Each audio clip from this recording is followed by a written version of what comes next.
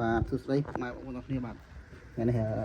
ធ្វើវីដេអូបង្ហាញពីរបៀបនៃការចិញ្ចឹមខ្យងបឺបងប្អូនទាំងគ្នាបាទហ្នឹងហើយអានេះខ្ញុំ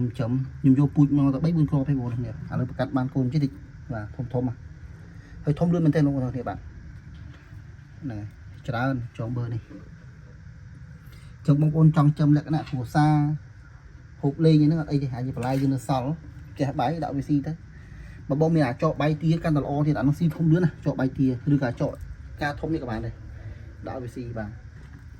ហ្នឹងហើយអញ្ចឹងរបៀបនៃការបង្កាត់ទី1បងប្អូនត្រូវមានធុងស្នោយ៉ាងទីនេះបាទធុងស្នោណាហ្នឹងហើយបងប្អូនដាក់ទឹកវាមិនដាក់ច្រើនទេដាក់តែពាក់កណ្ដាលបាយនេះថាទឹកភ្លៀងចូលដាក់តែប្រហែលជាមួយថ្នាំងដៃបានដែរបងប្អូននេះហើយជាធ្វើចាំមកយកពងវាដាក់នេះហើយពងវារយៈពេល1ថ្ងៃ2ថ្ងៃយើងឈើចឹងម្ដងអញ្ចឹងដល់ពេលវាញាស់វាធ្លាក់ទៅក្រោមហើយដាក់អាចកបាយទាអូវីស៊ីឬក៏បងមានអាណូចិត្តអាណូអូវីស៊ីទៅណាតែធ្វើម៉េចការពារទឹកមកស្អុយទឹកស្អុយទៅខ្យងងាប់ហើយឃើញវាញាប់បងនេះកកនេះទេហ្នឹងហើយចឹងវាមកស៊ីអាចកបាយទានេះចកនេះហ្នឹងហើយចឹងខ្យងពងវាទៅ3 4ថ្ងៃញាស់ហើយអានេះក៏បានព្រៀនញាស់ហើយទេបងអូខេចិត្តញាស់ហើយនេះហ្នឹងហើយអានេះដូចគ្នាដែរអានេះញាស់ហើយខ្លះហើយបាទអាកូនខ្យងនេះយើងអត់មើលថែវាទឹករៀងស្អុយងាប់អស់យ៉ាងប្រយ័ត្នដែរបងប្អូនចឹងពេលបងប្អូនចិញ្ចឹមចឹងហើយបានរយៈពេល10ថ្ងៃកន្លះខែយើងធ្វើហើយ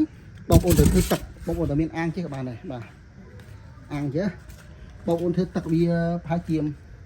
កន្លះ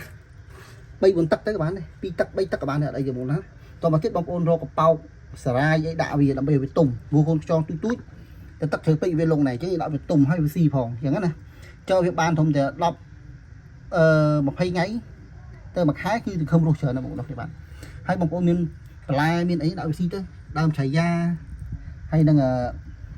នេះដូចជាស្ពៃនេះខ្ញុំចូលពីផ្សារមកនេះឲ្យវាស៊ីទៅបើអត់មានទេអាចកនេះក៏បានដែរហ្នឹងហើយបងប្អូនតាមសុខសាយសាប៊ូអានេះបញ្ចំនៅស្រះកាន់តែអេនទៀតអានេះបងប្អូននេះបាទតែខ្ញុំអត់មានស្រះអាងអញ្ចឹងបាទច្រើនបងប្អូននេះបាទអានេះយកមកទៅ4គ្រាប់ឯណាប្រកាសបានគុណចេះតិចបងប្អូនទេនេះឈ្នះបាទ